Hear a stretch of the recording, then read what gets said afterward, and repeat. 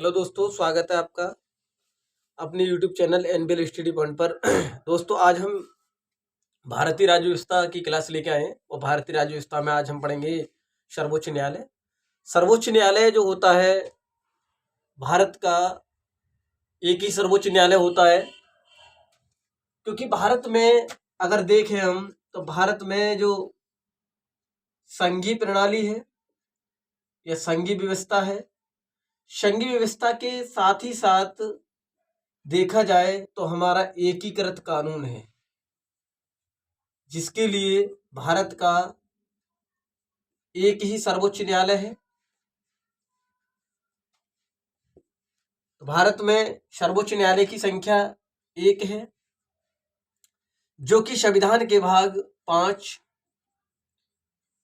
में अनुच्छेद 124 से 147 तक सर्वोच्च न्यायालय के विषय पर आधारित है, सर्वोच्च न्यायालय के बारे में जानकारी देता है। दूसरी बात, सर्वोच्च न्यायालय प्रत्येक राज्य के लिए एक ही है और अलग अलग राज्यों में उच्च न्यायालय है, लेकिन कई राज्यों को मिला के भी, जैसे पंजाब, हरियाणा, चंडीगढ़, तीनों राज्यों को मिला के एक ही उच्च न्यायालय कर दिया गया है, चंडीगढ़। और कुछ होते जिला न्यायालय, जिनको बोलते हैं जिलाधीश के अंतर्गत आते हैं, जो प्रत्येक जिला का एक होता है। एक होते हैं मुंसिफ न्यायालय, जो एक जिला में एक से अधिक तक मुंसिफ न्यायालय होते हैं। और होते हैं पंचायत न्यायालय। पंचायत न्यायालय को देखें तो पंचायत न्यायालय प्रत्येक गांव की अपनी एक पंचायत न्यायालय होती है। ठीक है दोस्तों, देखते हैं सर्वोच्च न्यायालय। तो सर्वोच्च न्यायालय के लिए लिखेंगे हम भारत का या भारतीय संविधान के भाग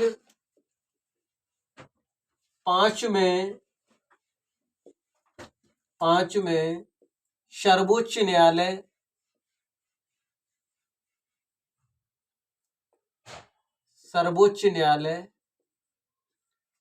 का वर्णन मिलता है। तो भारतीय संविधान के भाग 5 में सर्वोच्च न्यायालय को रखा गया है और अनुच्छेद 124 से 147 तक सर्वोच्च न्यायालय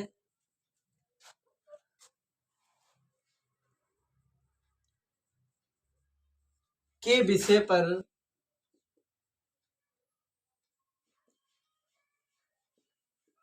आधारित है।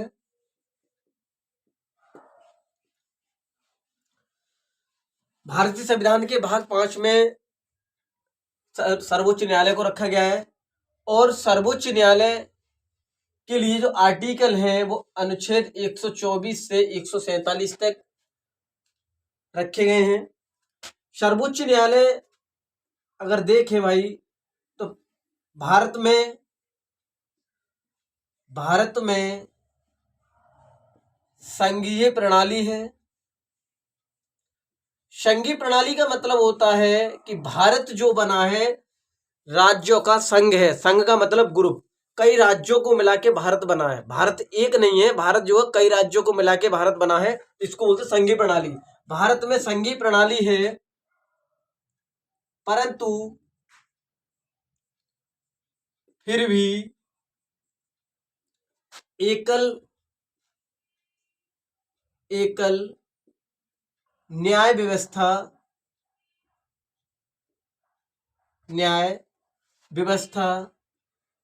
देखने को मिलती है।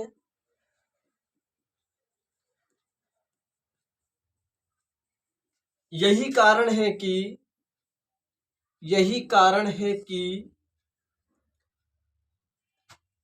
भारत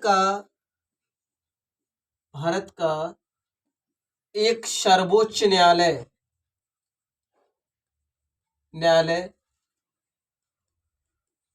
है जिसके आधार पर भारत में न्याय व्यवस्था लागू होती है।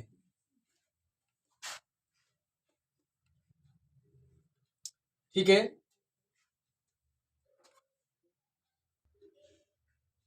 बस देखो, भारत में न्याय व्यवस्था को अगर देखें तो इसको 5 भागों में डिवाइड किया गया है। जैसे भारत का सर्वोच्च न्यायालय,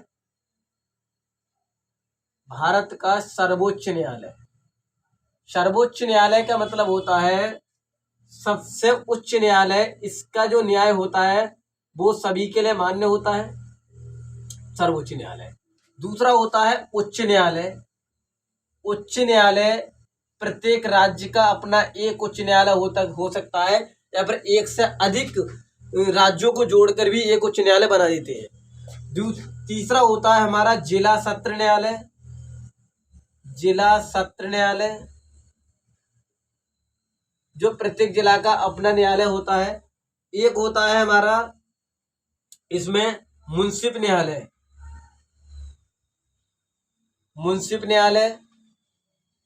और एक इसमें होता है ग्राम पंचायत न्यायालय, न्याय पंचायत कह सकते हैं। तो न्याय पंचायत अब प्रत्येक गांव की एक होती है, प्रत्येक गांव में होती है न्याय पंचायत। और जिला सत्र न्यायालय प्रत्येक जिला का होता है, प्रत्येक जिला में होता है। इस तरह से भारत का सर्वोच्च न्यायालय, उच्चतम न्यायालय, सत्र न्यायालय और मुंसिफ न्यायालय होते हैं। जिले में कई हो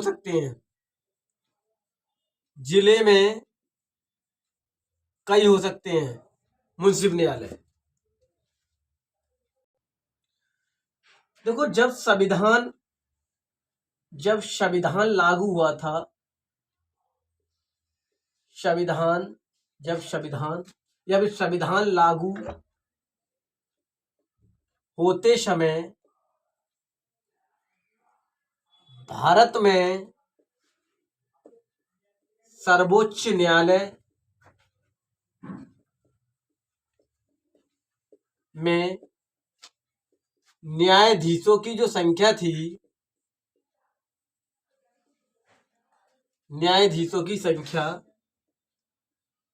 9 थी, जिसमें से 8 थे अन्य न्यायाधीश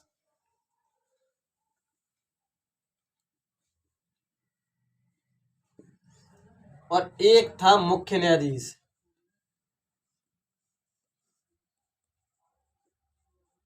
वर्तमान की अगर हम बात करें तो वर्तमान में 30 हैं अन्य न्यायाधीश और एक है मुख्य न्यायाधीश।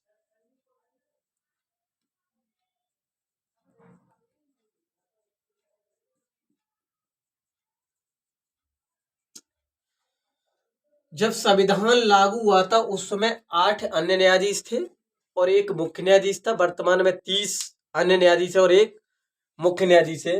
अगर न्यायाधीशों की संख्या बढ़ानी होती है तो न्यायाधीशों की संख्या से संबंधित न्यायाधीशों की संख्या के गणपूर्ति से संबंधित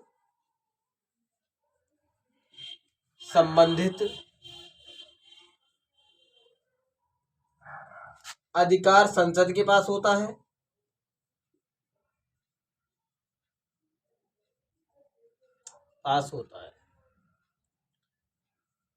ठीक है। देखो, एक प्रश्न देख लेते हैं। जिस तरह से प्रश्न ज्यादातर इस तरह से आता है, जैसे प्रश्न नंबर 1 है, क्या सर्वोच्च न्यायालय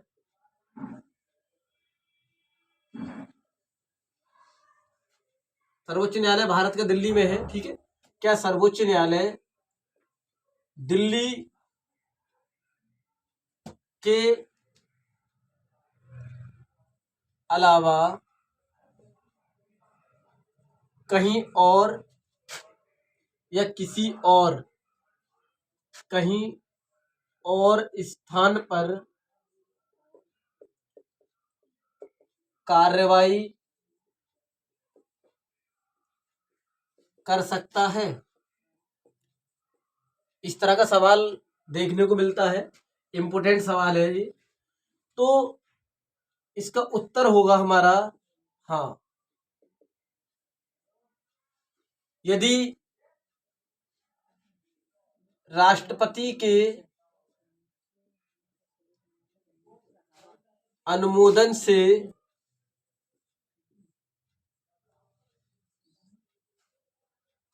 सर्वोच्च न्यायालय का न्यायाधीश, सर्वोच्च न्यायालय का मुख्य न्यायाधीश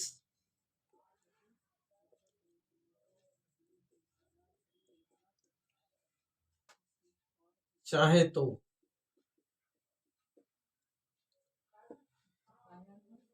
उदाहरण अगर देखें तो ऐसा 2 जगह हो चुका है। एक तो हो चुका है हैदराबाद में, दूसरा हुआ है अब तक श्रीनगर में। हैदराबाद और श्रीनगर में सर्वोच्च न्यायालय ने सुनवाई करी है दिल्ली को छोड़कर। ऐसा नहीं है कि दिल्ली में ही सुनवाई करे या दिल्ली में ही किसी राज्य में अगर चाहें राष्ट्रपति के अनुमोदन से तो ऐसा हो सकता है, ठीक है। प्रश्न नंबर 2 है कि संविधान के निर्वाचन से संबंधित कोई केस हो तो कम से कम कितने जजों की पीठ बन सकती है, बेंच बन सकता है? अगर संविधान के निर्वाचन से संबंधित कोई भी केस आता है तो कम से कम कितने जजों का केस पीठ बनेगी या बेंच बनेगी? तो कम से कम 5 जजों की बेंच बनता है।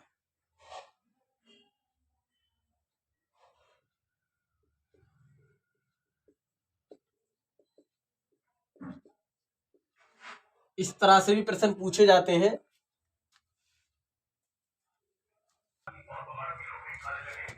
एक होता है तदर्थ न्यायाधीश,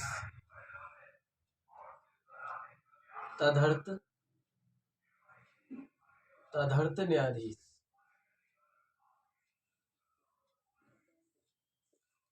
ये क्या होता है? देखो, तदर्थ न्यायाधीश जैसे न्याय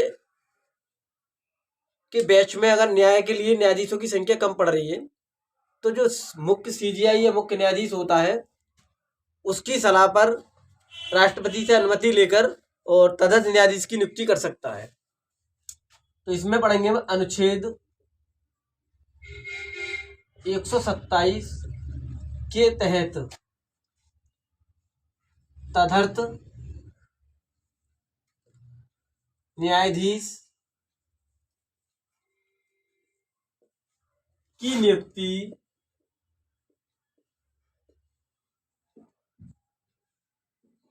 सर्वोच्च न्यायालय का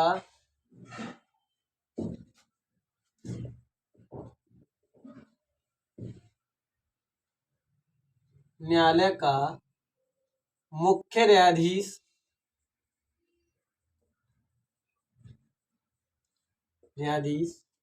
राष्ट्रपति से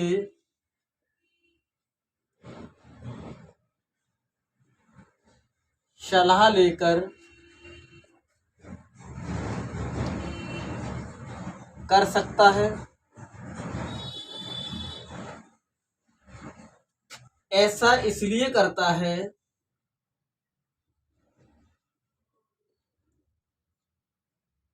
कि जब सर्वोच्च न्यायालय में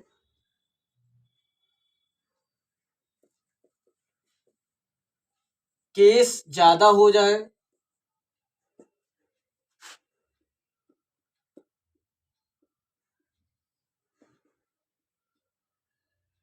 और जजों की संख्या कम हो।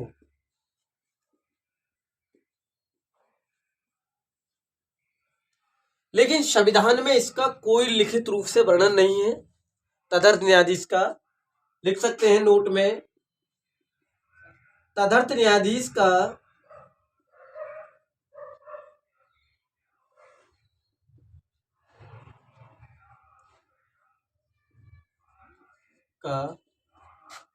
संविधान में तदर्थ न्यायाधीश की नियुक्ति का संविधान में कोई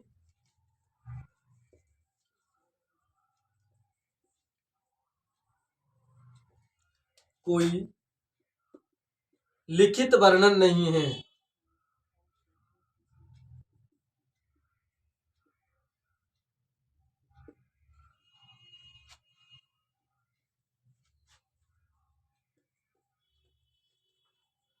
ठीक है, देखते हैं इसकी योग्यता।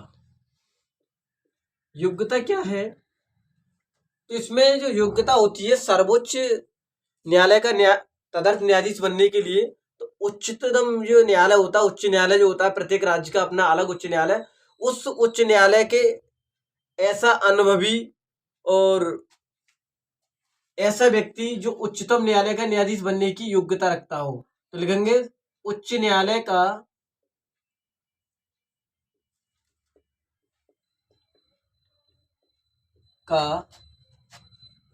अनुभवी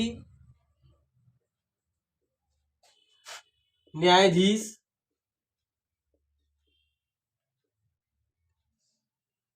जो सर्वोच्च न्यायालय के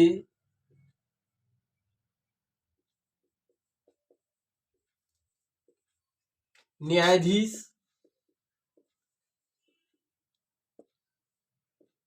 बनने की योग्यता रखता हो।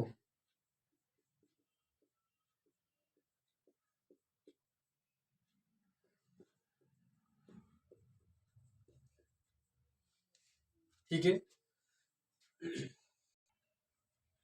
अगला है कार्यकारी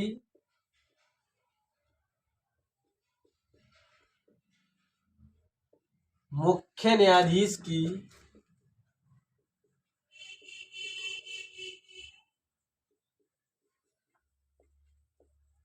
की नियुक्ति। क्या होता है कार्यकारी मुख्य न्यायाधीश? जब सुप्रीम कोर्ट में मुख्य न्यायाधीश नहीं हो या अनुपस्थिति में, तो कार्यकारी न्यायाधीश होता है। जो अन्य न्यायाधीश होते हैं 30+1, जो 30 अन्य न्यायाधीश होते हैं, उन्हीं में से राष्ट्रपति किसी एक को कार्यकारी न्यायाधीश के रूप में नियुक्त कर देता है। तो लिखेंगे अनुच्छेद 126 के तहत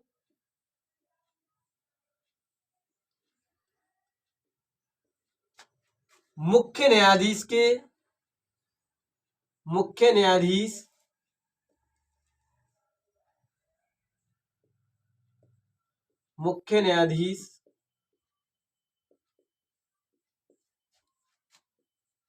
की अनुपस्थिति में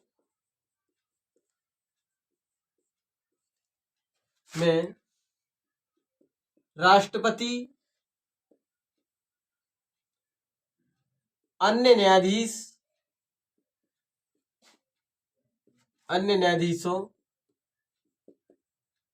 में से किसी एक अनुभवी न्यायाधीश को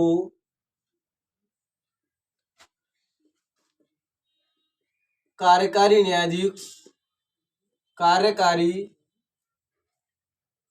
न्यायाधीश नियुक्त कर देता है।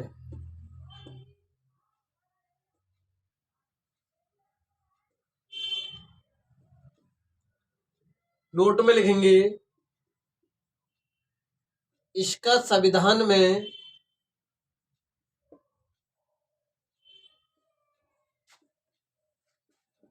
कोई लिखित वर्णन नहीं है।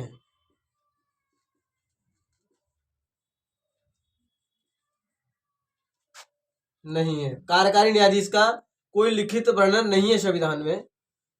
सिर्फ राष्ट्रपति मुख्य न्यायाधीश की अनुपस्थिति में किसी अनुभवी अन्य न्यायाधीश में से किसी एक को कार्यकारी न्यायाधीश नियुक्त कर देता है, यदि मुख्य न्यायाधीश अनुपस्थित हो तब।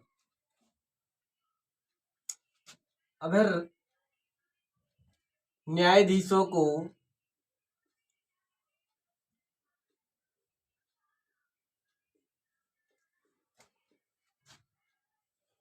हटाया जाना,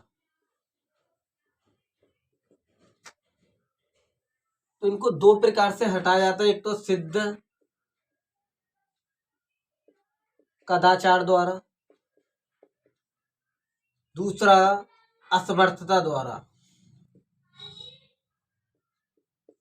सिद्ध कदाचार द्वारा किसी भी न्यायाधीश पर महाभियोग लगाकर उसको हटा दिया जाता है, महाभियोग द्वारा कह सकते हैं।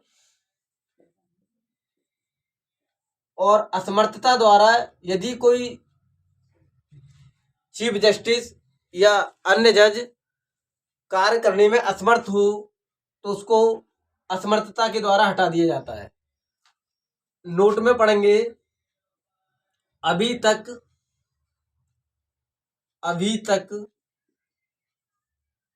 भारत में ऐसा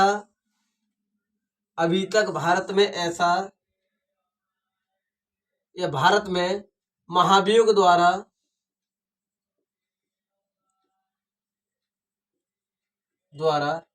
किसी भी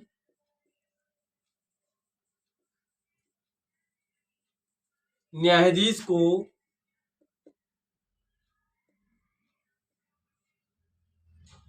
हटाया नहीं गया है।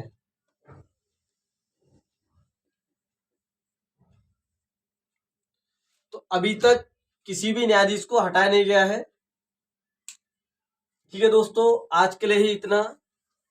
और हमारी वीडियो अच्छी लगे तो वीडियो को ज़्यादा से ज़्यादा शेयर करें और चैनल को सब्सक्राइब करें, लाइक करें, कमेंट करें, बताएं हमारी वीडियो कैसी है।